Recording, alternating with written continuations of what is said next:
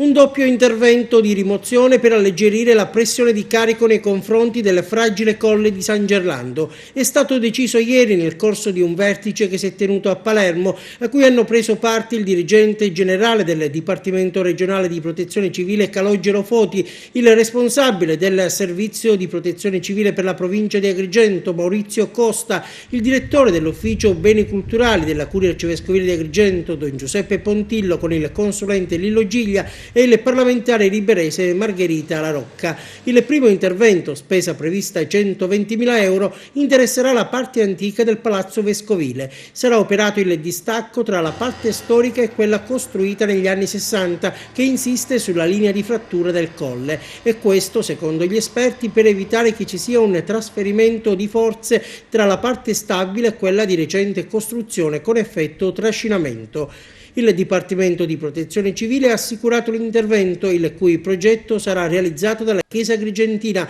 in collaborazione con la Soprintendenza e sarà presentato con tutte le autorizzazioni richieste entro il 9 febbraio. Il secondo intervento riguarderà l'abbattimento dell'immobile dell'ex museo diocesano. Anche in questo caso la Protezione Civile si è resa disponibile a finanziare le opere di demolizione stimate in circa 350.000 euro.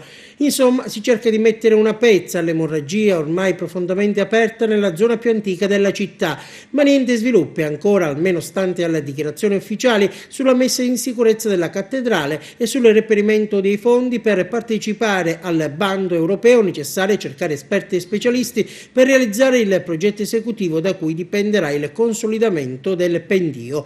E in questo senso è emblematica una nota di poche righe diffusa dalla Curia di Agrigento. Per quanto riguarda gli interventi sulla cattedrale e sul colle, si legge: questi rimangono invariati rispetto a quanto stabilito nei mesi scorsi dai diversi tavoli tecnici.